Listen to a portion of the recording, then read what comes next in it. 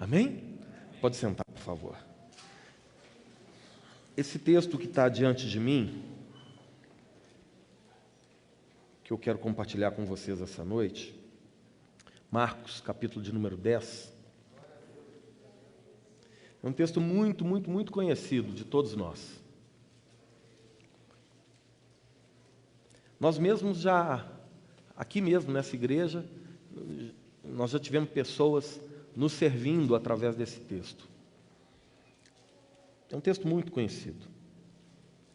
Vai do verso de número 46 até o verso 52.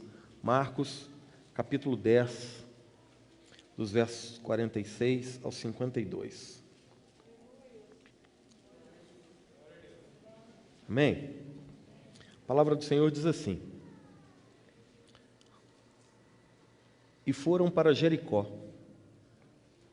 Quando ele saía de Jericó, juntamente com os discípulos e numerosa multidão, Bartimeu, cego, mendigo, filho de Timeu, estava assentado à beira do caminho.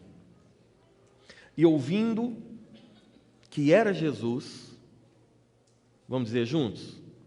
E ouvindo que era Jesus, o Nazareno, pôs-se a clamar: Jesus, filho de Davi, tem compaixão de mim. E muitos o repreendiam para que se calasse. Mas ele cada vez gritava mais: Filho de Davi, tem misericórdia de mim. Verso 49. Parou Jesus e disse: Chamai-o. Chamaram então o cego, dizendo-lhe: Tem bom ânimo, levanta-te, ele te chama.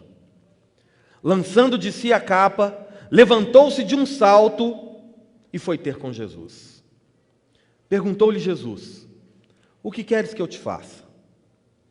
Respondeu o cego: Mestre, que eu torne a ver. Então Jesus lhe disse: Vai, a tua fé te salvou. E imediatamente tornou a ver e seguia a Jesus estrada afora. Amém? Pai, esta é a tua palavra. Nós agradecemos pelo privilégio de poder buscar no Senhor através dela. Conforme já oramos aqui, pedimos novamente: fale conosco, Senhor, em nome de Jesus. Amém. Amém. Irmãos, essa é uma das passagens que eu particularmente considero uma das mais lindas de toda a Bíblia. Porque esse é um texto que mostra todo o amor de Deus para conosco, todo o amor de Deus para com os homens. E antes da gente entrar aqui nas preciosas lições que esse texto tem para nós, eu preciso fazer algumas considerações aqui, bem rapidinho. Marcos é um dos evangelhos sinóticos e é o que particularmente se preocupa em apresentar Deus em ação. Dos evangelhos sinóticos, é o que mais demonstra o agir de Deus, os milagres, as curas, o próprio agir de Deus em favor da humanidade. Evangelho sinótico porque ele apresenta as mesmas narrativas que também estão registradas em Mateus e em Lucas. E quando a gente faz um comparativo entre essas três narrativas dos sinóticos, Mateus, Marcos e Lucas, a gente encontra uma aparente contradição. Mas aí eu quero tranquilizar você e dizer a você com todo carinho, com toda segurança: não existe contradição no texto bíblico. O que existe muitas vezes é uma leitura superficial do texto bíblico, o que nos faz não encontrar coerência que está no texto. Lembremos sempre que, apesar de Deus ter usado homens para fazerem os registros, quem escreveu foi o próprio Senhor, inspirando esses homens, iluminando o coração desses homens, revelando a esses homens a palavra, a santa palavra. E a primeira aparente contradição que a gente precisa desfazer essa noite aqui, está lá em Mateus 20, 29, que que descreve 2 cegos. Aqui em Marcos e também em Lucas 18:35, o relato está em um cego só. Afinal de contas, são 2 cegos ou é um cego? Por que um fala 2 e o outro só fala 1? A grande questão, irmãos, é que nem Marcos e nem Lucas nunca disseram que era apenas um cego. O que Marcos e Lucas registrou é uma ênfase no personagem Bartimeu. Um destaque para Bartimeu por causa de tudo que aconteceu através de Bartimeu. Então não tem essa contradição. Outra coisa que a gente precisa verificar aqui é com relação ao fato de eles estarem entrando ou saindo de Jericó, porque é uma outra diferença textual que a gente encontra nos sinóticos. Alguns dos evangelistas dizem que Jesus estava entrando em Jericó, outro evangelista diz que Jesus estava saindo de Jericó. A explicação para isso, na verdade, ela é até bem simples. É que existiam 2 cidades chamadas Jericó, a Jericó Velha e a Jericó Nova, ou a Nova Jericó. A Jericó Velha já em ruínas, em desuso, uma cidade que já não era mais habitada. E a Nova Jericó, construída mais ao sul, uma cidade moderna, com infraestrutura de primeira, uma cidade para ser turística. Por quê? Inclusive, era onde ficava o palácio de inverno do Herodes, do imperador Herodes, do rei Herodes. Essa Jericó Nova, ela era a última cidade antes de Jerusalém. E como todos vocês se lembram, todo judeu nascido homem, ele era obrigado pela lei a participar das 3 grandes festas cerimoniais da religião judaica. Uma delas era a Páscoa. E era exatamente nesse contexto de Páscoa que acontece essa narrativa. E aqui Jesus estava seguindo em direção a Jerusalém, na época da Páscoa, para se entregar. E essa cidade, ela foi montada como um ponto turístico. Era o último lugar que se podia parar com segurança antes de chegar em Jerusalém. Então aqui tinham as estalagens, as hospedagens, os restaurantes, tinham os lugares para que as pessoas pudessem comprar aquilo que elas iriam sacrificar nos templos, as pombas, os cabritos, os bezerros, as galinhas, enfim. Era um lugar de grande concentração de pessoas. Todas as pessoas que estavam indo a Jerusalém por aquela rota necessariamente paravam nessa Nova Jericó aqui. É por isso que parece uma contradição, mas não é. Da perspectiva de um evangelista, eles estavam saindo. Da perspectiva de outro, estavam entrando. Amém? Esclarecido isso, a gente segue aqui, porque esse texto ele tem muita coisa linda para dizer para a gente. Então é nesse cenário que nós encontramos esse nosso personagem de hoje, chamado de cego Bartimeu. Na verdade, irmãos, muito pouco é dito acerca desse homem, muito pouco. O que a gente sabe é que ele era cego, o que a gente sabe é que ele era mendigo, e o que a gente sabe é que ele era filho de Timeu, porque é isso que significa Bar-Timeu. Bar significa filho e Timeu é o nome do pai. Então só isso é relatado acerca desse homem. E a primeira coisa que o texto bíblico diz é que ele era cego. E no contexto bíblico, a cegueira ela pode ser encarada ou interpretada como algo além de uma necessidade física ou de uma dificuldade física. A cegueira pode ser considerada também como falta de entendimento, falta de clareza, pessoa que não tem direção. Cego é aquele que normalmente não sabe por onde ir, ou não sabe para onde ir. Às vezes tem uns que até sabem o que quer, né? Mas às vezes não sabe como chegar. Em um momento ou outro da caminhada é necessário que alguém guie, que alguém oriente. Mendigo, olha, cego é aquele que geralmente não sabe para onde ir, e mendigo normalmente é aquele que não tem para onde ir. E aí a terceira designação acerca desse moço, Bartimeu é que nem mesmo a sua identidade era considerada, porque nem o nome dele foi dito. Então era alguém que nem identidade conseguia manter mais. Alguém que já havia perdido direção, alguém que já havia perdido a sua situação e alguém que nem a sua identidade ele conseguia manter. Curioso, irmãos, é que ainda nos dias de hoje existem tantos Bartimeus por aí. Pessoas que estão cegas espiritualmente, e que por estarem cegas não conseguem vislumbrar o caminho a seguir. Não sabem também de onde são e nem para onde vão. E muitas vezes, por não ter claro no seu coração essa direção para seguir, nem quem elas são de verdade, elas sabem mais. Quanto à cegueira, a gente pode observar que essa cegueira, ela também estava associada ao pecado. No contexto bíblico, muitas vezes, quando alguém nascia com uma... Hoje, o politicamente correto ensina a gente falar uma necessidade especial, né? Mas, há um tempo atrás, se falava assim, com um defeito, com um problema. Quando alguém nascia com uma falha física, era associado ao pecado, porque simbolizava a perda de um privilégio. Olha como é complicado. Aqui, essa privação do sentido da visão, seja parcial ou seja total, ela era também encarada como um pecado.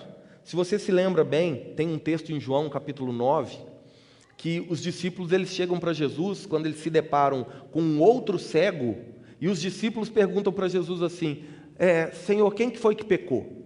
Foi ele ou foram os pais dele, para que ele tivesse nascido assim? E a resposta que Jesus dá é maravilhosa, ele responde assim, não foi nem ele que pecou e nem os pais. Ele nasceu assim para que a glória de Deus se manifestasse. O que a gente aprende com isso? Aprende que Deus não erra em nada. Deus não se engana com nada. Pode ser que nós, nesse momento em que estamos vivendo, não consigamos ver, não consigamos entender o propósito que está sobre nós e até mesmo sobre a dificuldade que estamos vivendo. Mas Deus não errou quando te fez do jeito que te fez. Deus não errou quando te criou do jeito que te criou. Tem uma história linda, eu não vou conseguir lembrar nesse momento a fonte, mas que fala sobre uma menina inglesa que nasceu com os olhos castanhos. Toda a família tinha os olhos claros e ela nasceu com os olhos castanhos, e durante muito tempo ela se sentiu a estranha da família, porque todo mundo tinha olho clarinho e ela tinha olho castanho. Ela se sentia menos, ela se sentia inferior, ela até questionou se ela não teria sido adotada por aquela família, e o pai e a mãe bateram o pé e falaram, não. Um dia, essa menina já adulta, e se dispondo ao Senhor, a viver para a glória de Deus, ela foi para o Oriente Médio. E lá no Oriente Médio, em determinado momento, ela se viu numa situação de ser perseguida. E vestiu aquela roupa que as mulheres vestem, só ficam os olhinhos para fora, e os seus algozes, na hora de se encontrar com ela, olharam para ela e deixaram ela passar. Porque ela tinha os olhos da cor dos olhos das outras mulheres daquela cidade. Não eram azuis os seus olhos. Não era estranho aquela região. E ela pôde assim continuar e cumprir o propósito missionário que Deus havia levantado ela para cumprir. São coisas que a gente não entende num primeiro momento, mas são coisas que a gente precisa se dispor. Deus ele não erra em nada. Não era fruto do pecado a vida daquele homem, era fruto de um propósito. Então a cegueira tinha também essa conotação. Mas o que Jesus aproveita a situação para ensinar aos discípulos é que, além de uma dificuldade física, muitos se mantêm cegos, porque a cegueira não é física, não é biológica, é espiritual. E a cegueira espiritual é a cegueira daquele que ainda não ascendeu para a vontade de Deus, que que ainda não se dispôs para a glória de Deus, que ainda não se dispôs a ter em si a luz do mundo, e não mais caminhar em trevas, mas ter a luz da vida dentro de si, como João também registrou. E aqui, esse texto que a gente vê a partir de Bartimeu, nos traz algumas lições que nós precisamos entender.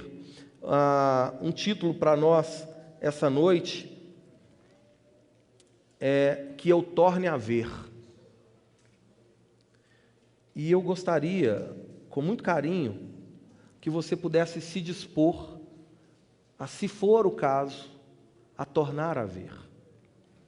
Muitas vezes a gente fica tão condicionado a crer somente em função das coisas que estão acontecendo, só que a proposta aqui é que possamos abrir os nossos olhos espirituais, é que possamos abrir os olhos da fé, e os olhos da fé, eles veem coisas que não são naturais.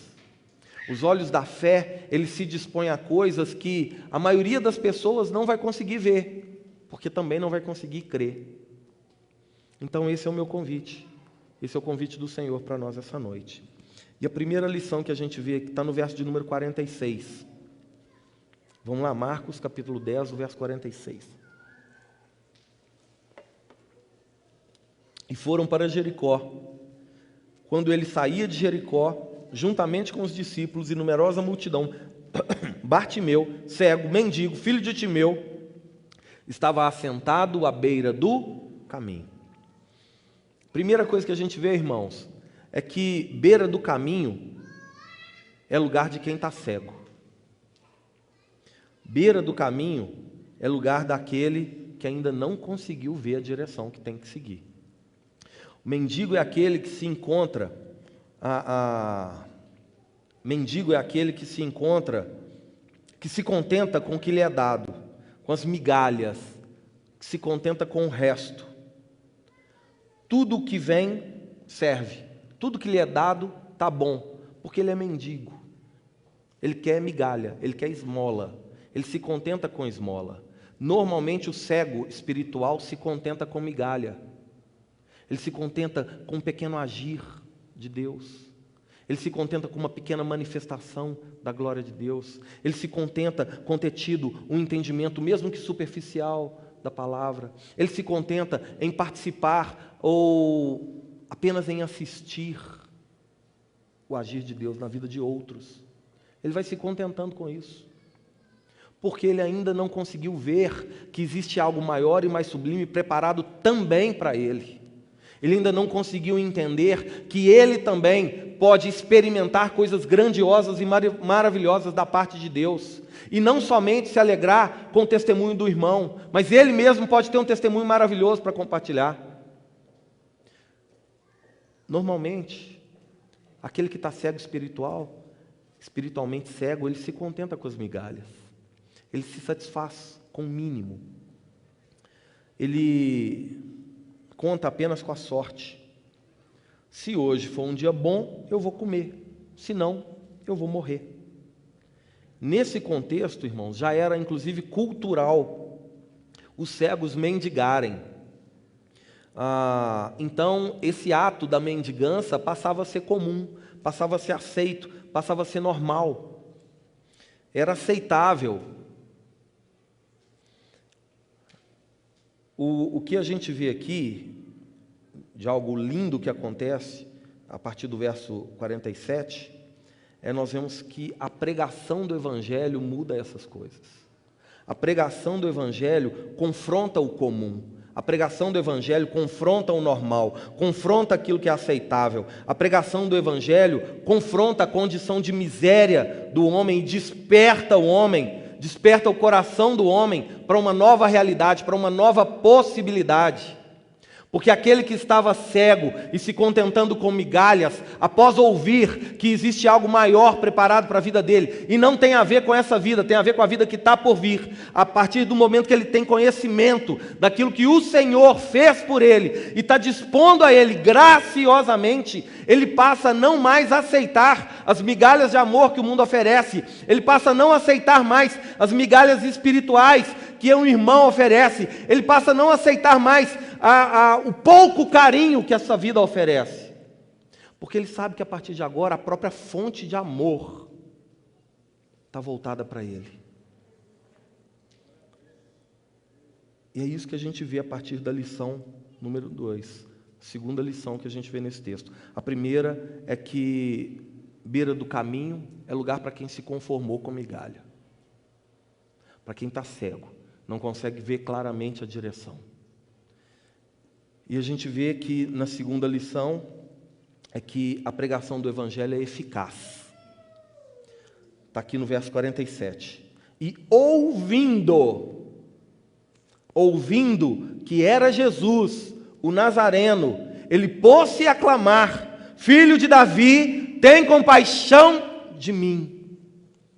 Filho de Davi. Muito provavelmente a gente pode inferir que esse homem clamava anteriormente por uma esmola, que esse homem clamava por um pedacinho de pão, que esse homem clamava por uma migalha de atenção, que esse homem clamava por qualquer coisa, mesmo que fosse furado, mesmo que fosse rasgado, mesmo que fosse a sobra, mesmo que fosse o que não serve, para mim serve. Mas a partir do momento que ele ouviu falar de Jesus, ele não clamou mais por coisas ínfimas, ele começou a clamar por coisas grandiosas. E compaixão, irmãos, é algo que nunca se tornou tão nobre como nos dias de hoje, tão grande como nos dias de hoje. Algo que uma geração tão individualista, uma geração tão hedonista, não dá mais espaço para compaixão, porque compaixão é sentir a dor do outro, compaixão é se colocar no lugar do outro. O que esse homem, a partir do momento que ele ouviu acerca de Jesus, o que ele passou a clamar foi: ao próprio Deus, se coloca no meu lugar. Clamar ao próprio Senhor, Criador de todas as coisas: olha para a minha situação, tem compaixão de mim. Ninguém que quer uma mudança superficial na sua vida, clama a Deus. Ninguém que quer uma mudança de um para um, ou do igual para o igual, mudar só de cor, vai clamar a Deus por compaixão. Só clama a Deus por misericórdia, só clama a Deus por compaixão quem quer de verdade uma vida nova, quem quer de verdade um novo tempo, quem quer de verdade mudar a história da vida. Verso 47, ouvindo que era Jesus, pôs-se a clamar: Jesus, filho de Davi. Ele ouviu que era Jesus. Irmãos, os cegos que estão aí fora, eles não podem ver, mas eles podem ouvir. Por isso é necessário que a gente fale acerca daquele que foi profetizado por Isaías, que viria dar vista aos cegos, aquele que viria trazer de volta o entendimento acerca de qual é o caminho em direção à vida eterna, acerca daquele que pode nos retirar da condição de mendigos, de cegos, de dependentes do amor desse mundo caído. Somente através da pregação da palavra, somente através do anúncio da graça redentora do Senhor, é que as pessoas podem verdadeiramente ter gerado em seu coração uma fé verdadeira, e essa fé os levar a abraçar a graça de Deus. Porque a fé vem pelo ouvir e ouvir da palavra de Cristo. Testemunho é muito bom, bênção recebida é muito bom, mas nada disso gera fé para a salvação. O que gera fé para a salvação é falar acerca de Jesus Cristo. O que gera fé para a salvação é falar que existe uma oferta de perdão e graça a partir do momento que nos arrependemos verdadeiramente. Amém? Então devemos pregar a palavra, devemos falar de Jesus, falar sobre Jesus, falar o que Jesus fez e faz e ainda está fazendo nas nossas vidas. Mas a gente precisa falar. O mundo precisa ouvir sobre o amor de Deus pela humanidade. Quando ele ouviu que era Jesus, ele clamou: Filho de Davi, tem compaixão de mim. Filho de Davi, tem misericórdia de mim. Filho de Davi era um título dado ao Messias, àquele que viria para redimir os pecados do povo. Então o que esse homem ouviu foi acerca da palavra que liberta. O que esse homem ouviu foi acerca do evangelho puro e simples. Foi acerca da pessoa de Jesus, que é o único capaz de nos salvar. Se esse homem tivesse ouvido desse evangelho maltrapilho que tem sido anunciado nos dias de hoje, será que ele reconheceria Jesus como Messias? Porque o Jesus que tem sido anunciado não é mais o filho de Davi, não é mais o Redentor, não é mais o Senhor dos Senhores, não é mais o Criador de todas as coisas, não é mais o soberano sobre tudo e sobre todos, é só um curandeiro. O Jesus anunciado nos dias de hoje é um entregador da Amazon, é um cara que traz aquilo que você pediu e pronto, é um entregador de pizza. É um Jesus sem poder, porque nós não queremos Jesus, nós queremos o que Jesus dá. Esse evangelho, que coloca o homem no centro, que o importante, que o foco é a bênção e não o abençoador, não é o evangelho que nos conduz ao arrependimento. Não é o evangelho que nos faz nos constranger da nossa maldade diante de um Deus que é santo. O evangelho que faz com que a gente se veja como miserável, como mendigo, como cego, como dependente. É o evangelho que declara que Jesus Cristo é Deus, e mesmo sendo Deus, escolheu trocar de lugar comigo, e se entregar naquela cruz, assumindo a minha culpa, para me redimir dela, de uma condenação que eu merecia, mas que por causa dele eu fui liberto. Foi isso que ele fez comigo e contigo. Por isso eu e você precisamos anunciar. Amém? A pregação da palavra desperta no coração das pessoas uma inquietação, uma inconformidade, um descontentamento com a maneira como elas vêm vivendo.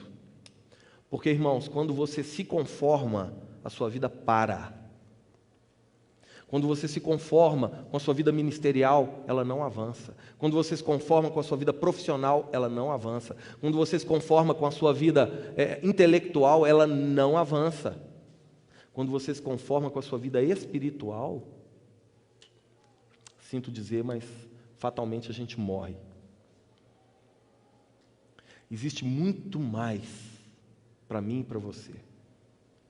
Existe muito mais do conhecer a Deus. Existe muito mais do experimentar da graça de Deus. Existe muito mais do que uma mera manifestação natural do agir de Deus. Existe toda uma eternidade em glória preparada para mim e para você. E isso precisa nos fazer querer sair da beira do caminho e continuar caminhando. Amém? Não se sabe quantos anos Bartimeu vivia naquela mesma vida, conformado com uma vida de miséria e de humilhação. Mas quando ele ouviu da palavra, e João 1:1 diz que o próprio Jesus é a palavra. Quando ele ouviu acerca de Jesus, que é a própria palavra, ele não se conformou mais. Ele não se conformou mais porque ele percebeu que Jesus é aquele que restaura os sonhos, que restaura os planos. Jesus é aquele que restaura os desejos, que restaura os ministérios. Ele não se conformou porque ele reconheceu que Jesus é aquele que devolve a dignidade, que Jesus é aquele que devolve a esperança, que Jesus é aquele que refaz a alegria de viver. Quando a gente não sabe de Jesus, a gente acha que a máxima alegria da nossa vida é essa vida que a gente vive. Mas quando a gente ouve falar de Jesus, a gente começa a ansiar por algo muito maior do que essa vida oferece. Eu gostaria de perguntar para você com todo amor, quais são as suas inconformidades? O que te incomoda? O que te inconforma? O que não te deixa ficar prostrado, parado, rendido? Essas inconformidades vão ajudar você a mudar de vida. Bartimeu clamou, filho de Davi. Essa expressão revela que ele creu em Jesus como Redentor, como Messias. E é assim que nós devemos clamar por Jesus, como aquele que é capaz de fazer por nós aquilo que ninguém mais pode fazer. Amém? Terceira lição. A perseverança nos torna vitoriosos. No verso 48 diz assim: e muitos o repreendiam, para que ele se calasse. Mas ele cada vez gritava mais e mais: filho de Davi, tem misericórdia de mim. Irmãos, a perseverança. Quantos projetos a gente já começou e não deu andamento? Quantas coisas novas a gente começou e largou no meio do caminho? Quantas situações a gente desistiu dela por causa das dificuldades que nem surgiram, mas poderiam ter surgido? Sabe qual que é a diferença entre alguém que tem sucesso e alguém que não tem? A perseverança. Sabe qual que é a diferença entre aquele que vai ser bem-sucedido e aquele que não vai? O quanto ele se compromete com o sonho que ele tem, o quanto ele é comprometido com o sonho que ele tem, o quanto ele é dedicado ao chamado que ele tem, o quanto ele é reverente à vontade de Deus sobre a vida dele. Tem muita gente que no primeiro levante, na primeira dificuldade, no primeiro obstáculo nem tenta, nem briga. Eu já falei para vocês, eu gosto muito aquele cartoon, aquela gravura da garça engolindo um sapo. Vocês já viram ela? A hora que a garça está engolindo o sapo está com a mão para fora da boca da garça, assim, no pescoço da garça. Como é que você vai me engolir agora? Eu vou brigar, não vou desistir não. A situação está difícil, mas eu não vou desistir, eu vou persistir. Estão me mandando me calar, agora é que eu vou gritar mais alto. Estão queixando contra a minha fé, agora é que essa luz de Cristo vai brilhar mesmo. Irmãos, outra coisa que a gente precisa entender é que quando a gente começa a clamar, aqueles que não estão dispostos a ver o agir de Deus, vão tentar nos calar. Você está fora da igreja há anos, você volta para a igreja, os amigos vão colar no você. Aqueles caras que sumiu vão voltar todos. Vão te oferecer mundos e fundos, vão tentar te distrair, vão tentar te confundir. Mas é o contrário, é agora que é a hora de você confundir a realidade de cegueira espiritual que eles vivem e mostrar que existe uma nova e maravilhosa vida proposta por Jesus. No verso 48 a gente vê as pessoas tentando repreender Bartimeu quando ele começou a clamar. Se ele tivesse ouvido essas pessoas, sabe o que teria acontecido?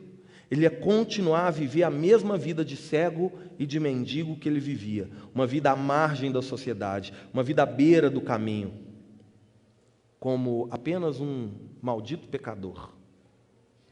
Mas a atitude dele revela que ele estava determinado a mudar de vida, porque agora, ao ouvir de Jesus, ele se inconformou com a vida que ele vivia.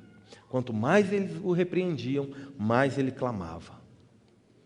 A palavra do Senhor nos diz: clama a mim e responder-te-ei. Coisas maravilhosas, grandiosas, que ainda não sabes. Muitas vezes a gente não vai nem saber o que pedir. Só clama, meu irmão. Só chama pela presença do Senhor na sua vida. Só se disponha ao Senhor na sua vida. A Bíblia também diz lá em Provérbios que o anelo do coração do justo, Deus contempla. Anelo é desejo íntimo, desejo profundo. Muitas vezes a gente não vai saber nem verbalizar, nem expressar. A gente só sabe que tem algo vazio aqui que está doendo. Chama o Senhor para preencher esse vazio. Clama a Ele. Amém?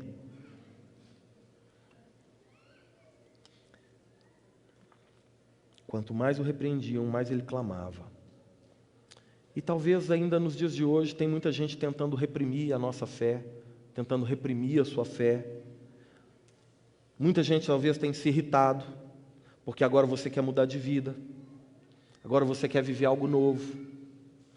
E eu quero te dizer, meu irmão, persevera, fica firme, continua clamando, não desista. Aquele a quem você clama é fiel. Aquele a quem você clama não dorme.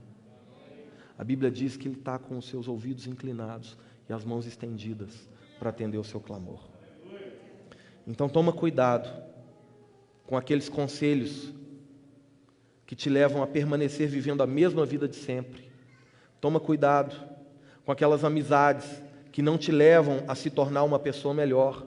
Toma cuidado com aqueles relacionamentos que mais te põem para baixo do que te promovem. Toma cuidado com aquelas pessoas que querem te impedir de se achegar a Deus. Amém? Quarta lição para nós essa noite. Você lembra que eu falei para você que esse texto é a manifestação do grande amor de Deus por nós? O que a gente precisa entender aqui no verso 49 é o grande amor de Deus por nós. A quarta lição para nós essa noite, a partir do exemplo de Bartimeu, é que nós podemos confiar no amor de Deus. Você pode repetir isso? Fala assim: eu posso confiar no amor de Deus. Verso 49 diz assim: parou Jesus e disse: chamai-o. E o chamaram então o cego, dizendo-lhe: tem bom ânimo, levanta-te, ele te chama. No verso 49 a gente vê que Jesus manda chamar Bartimeu. Por favor, entenda isso, meu irmão. É a expressão do amor de Deus, porque o Senhor de todo o universo, o Rei dos Reis, o Senhor dos Senhores, Ele para ouvir o clamor de um homem que aos olhos da sociedade não tinha valor algum, não tinha importância alguma, não tinha prestígio nenhum. Alguém que aos olhos do povo era só um mendigo. Alguém que não valia nada, não valia um prato de comida. Alguém que muitas vezes o povo já poderia até estar dizendo: isso aí não presta, ele está em pecado, ele não serve, ele merece essa situação que ele está vivendo.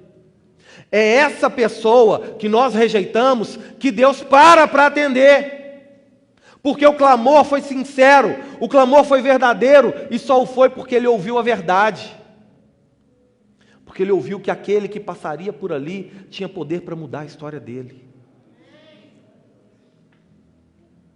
O Rei Jesus, ele para atender pessoalmente ao clamor desse homem, mesmo sendo ele um cego, mesmo sendo eu um cego, mesmo sendo você um cego, mesmo sendo nós mendigos diante do Senhor.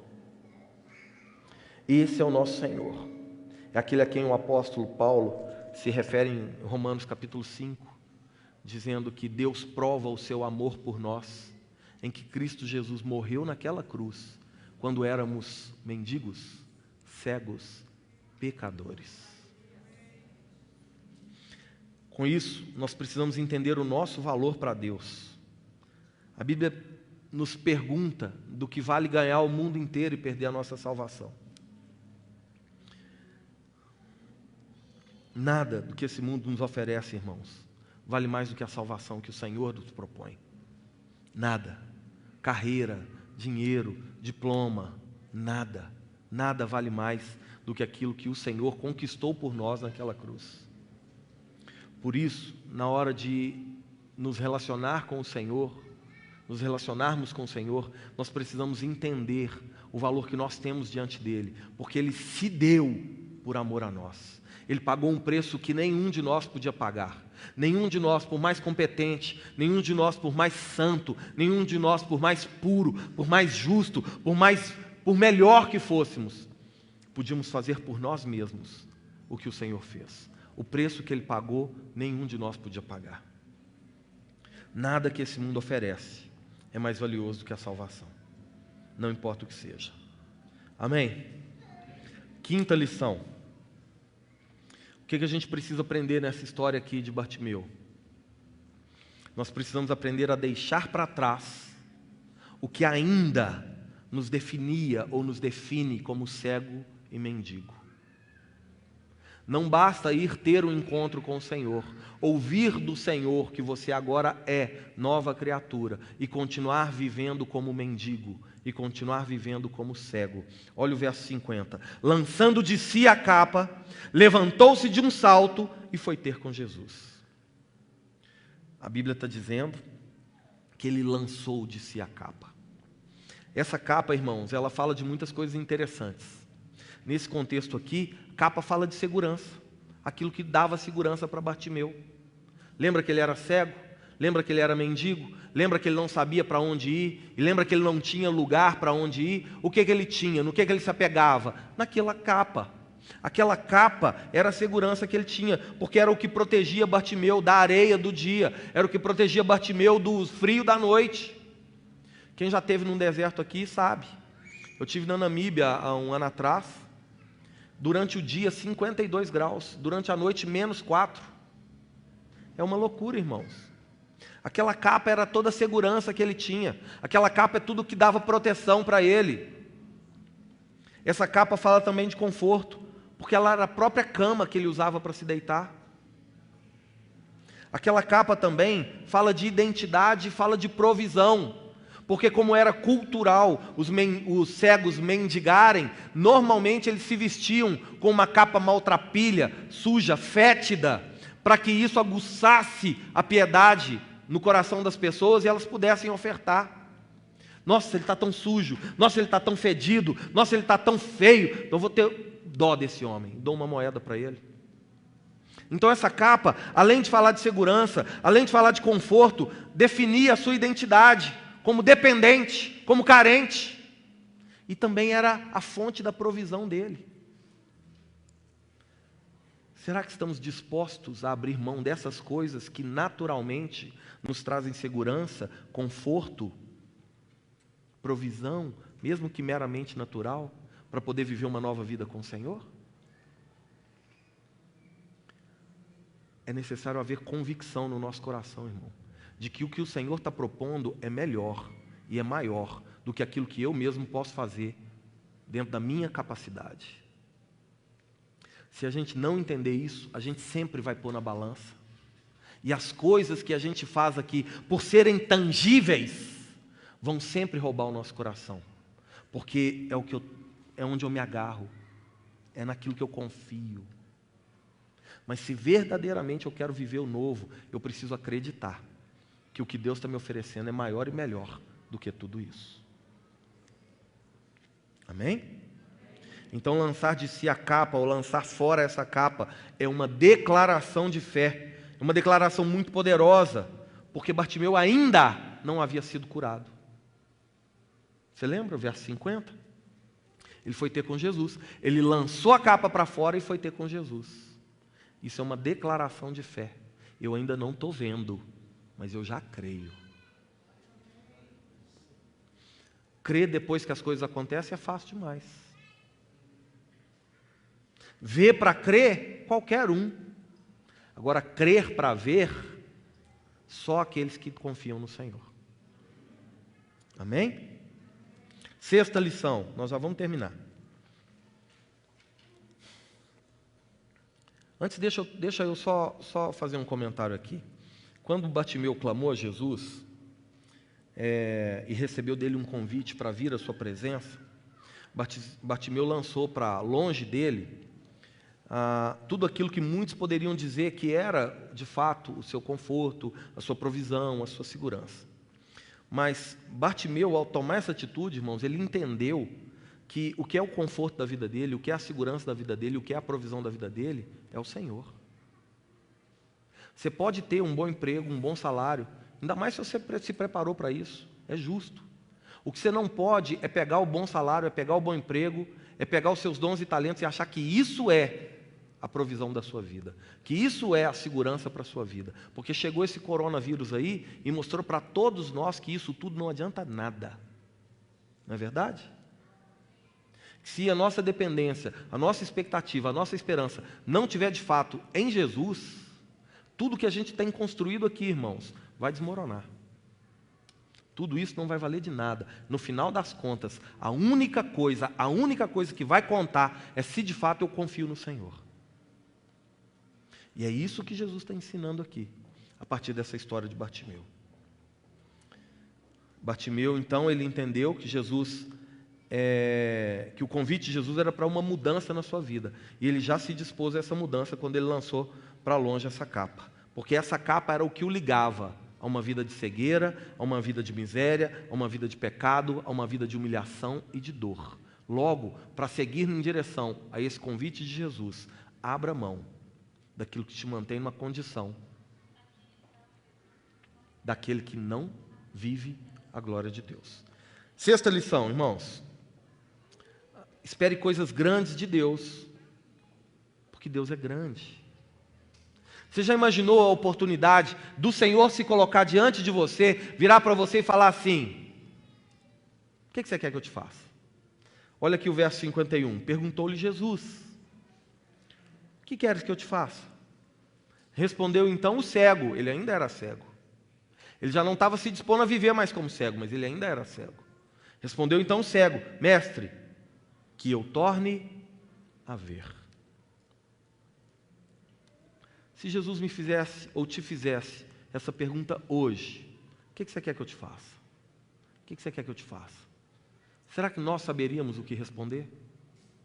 Será que nós saberíamos que resposta dar para o Senhor? Gostaria que você pensasse um pouco sobre isso. Agora, Curioso, por que Jesus sempre faz esse tipo de pergunta? Não parecia óbvio que o cara cego queria ver? Só que muitas vezes não, irmãos. A pessoa que está cega, mas que a cegueira é espiritual, ela nem entende. Ela nem entende a oportunidade de uma nova vida. Então, muitas vezes, ela vai querer aquilo que mantém a vida que ela vive, que sustenta a vida que ela vive. Muitas vezes, diante do Senhor e da oportunidade de uma nova vida, nós precisamos ser ousados diante do Senhor e pedir coisas grandes ao Senhor, porque Deus é grande. Tornar a ver não era algo simples, era algo que só Deus podia realizar. Talvez ele pudesse pedir uma capa nova, talvez ele pudesse pedir uma casa nova, talvez ele pudesse pedir um emprego novo, uma família nova, mas o que ele pediu foi por algo que só Deus podia fazer.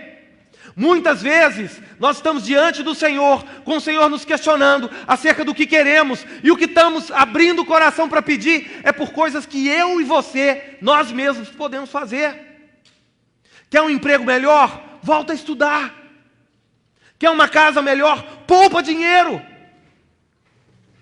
Para de transferir para Deus o que é responsabilidade sua, e entrega nas mãos de Deus aquilo que eu e você não podemos. Porque Deus é grande, irmãos. Tudo que a gente faz aqui está limitado à nossa capacidade, mas tudo que Deus faz vai muito além do que nós somos. Então confia, dependa, creia que Deus é grande e que o que Ele faz é grande. Amém? Por que Jesus faz esse tipo de pergunta? Porque aqui Jesus está libertando esse homem da cegueira espiritual. Muitas vezes, quando a gente não coloca diante do Senhor uma petição, um anelo, um desejo íntimo, uma coisa que aos nossos olhos é impossível, e por acaso, porventura, essa coisa acontece, a gente não reconhece que foi Deus. Quantas vezes, irmãos, por não darmos atenção às nossas orações, a resposta vem e a gente nem vê que foi resposta. Logo, quando Jesus pergunta, o que você quer que eu te faça? E esse homem abre o coração, esse homem está declarando que mais do que uma cura física, ele quer uma cura espiritual. Esse homem está declarando que mais do que voltar a ver ou sair daquela condição de mendigo, ele quer seguir por um caminho novo. O que esse homem está declarando é que mais do que mudar uma situação de cego, de mendigo, para alguém que agora não é apenas mais cego, mais mendigo, ele quer se tornar alguém que tem identidade de filho, alguém que é amado, alguém que é querido, alguém que tem um lugar para ir, e esse lugar vai muito além de qualquer casa que exista nesse planeta. Esse cara está falando agora de buscar em Deus algo eterno.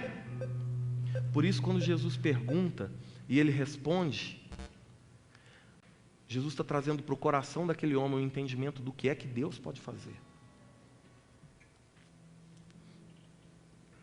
Jesus quer que tenhamos clareza de entendimento, quer que compreendamos o seu agir em nossas vidas, através das nossas vidas, e que não fiquemos reféns do emocionalismo, do sentimentalismo, mas que haja verdadeira e profunda transformação de dentro para fora, uma transformação que primeiro começa em nós, para então acontecer ao nosso redor.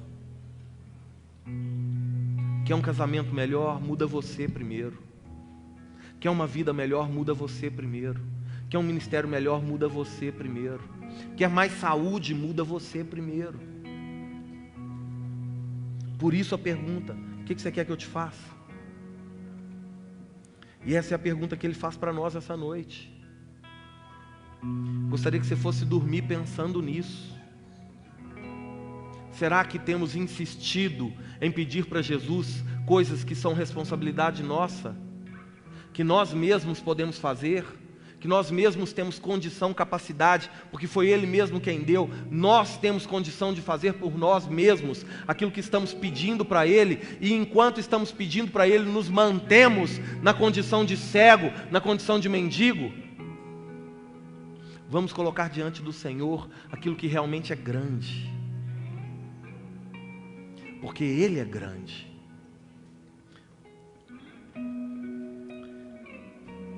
Essa é a pergunta. Foi o que Jesus perguntou para Bartimeu. Ele não pediu pelos seus direitos, e sim por compaixão.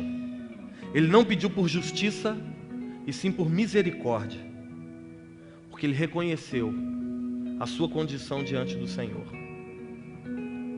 E por isso ele compreendeu que diante dele estava Deus. Deus. Que a única coisa que importava a partir daquele momento era ver a Deus. Era olhar a Jesus face a face. Era contemplar a grandiosidade do Senhor.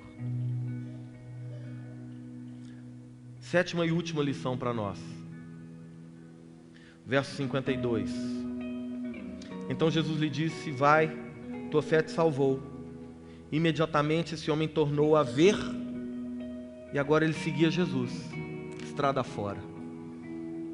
Só segue a Jesus, verdadeiramente, a Jesus, aquele que confia, aquele que crê, aquele que depende. Muitas vezes nós estamos nos dispondo a seguir as bênçãos de Deus e não a Deus. Esse homem, porque agora ele pôde ver com clareza, ele passou a seguir a Jesus. Mas a lição nem é essa. A lição que está nesse ponto 7 aqui é que nós não devemos desperdiçar nenhuma oportunidade, porque nós não sabemos se será a última. Se você se lembra, essa Jericó era a última cidade em direção a Jerusalém. Era a época de Páscoa. Muitas pessoas estavam passando por ali. Jesus também. Jesus estava indo em direção a Jerusalém. E em direção a Jerusalém, e ao chegar em Jerusalém, Jesus seria preso, julgado, condenado e morto. Jesus nunca mais passaria por aquela cidade. Aquele homem nunca mais teria outra oportunidade como aquela. Por isso, o escritor de Hebreus diz que se hoje ouvires a voz do Senhor, não endureçais o vosso coração. No domingo passado nós vimos isso, um pouquinho sobre isso. E hoje o Senhor traz de novo isso para nós. Nós não podemos desperdiçar nenhuma oportunidade de nos achegar ao Senhor. Esse homem não teria outra oportunidade como essa. Mas ele aproveitou, e porque ele aproveitou e se dispôs verdadeiramente ao Senhor, ele recebeu de Deus, muito provavelmente, mais do que ele podia pensar, pedir ou imaginar. Porque é isso que Deus faz. Ele vai muito além da nossa limitação. Esse homem clamou por cura, mas recebeu salvação. E essa é a lição que o Senhor nos traz a partir desse texto. A expressão do grande amor de Deus, a partir da pessoa de Jesus, nos propondo uma nova e maravilhosa vida. Uma vida diferente dessa vida de humilhação, vergonha e dor que o mundo aqui fora nos propõe. Uma vida não mais de alguém que perdeu a identidade. Uma vida não mais de alguém que é dependente das migalhas de amor desse tempo. Uma vida de alguém que vê com clareza, sente com sinceridade, por isso pode seguir com alegria o Senhor Jesus. Esse é o convite que o Senhor nos estende essa noite, para que a gente volte a ver, e por isso, que a gente volte a viver para a glória de Deus. Amém?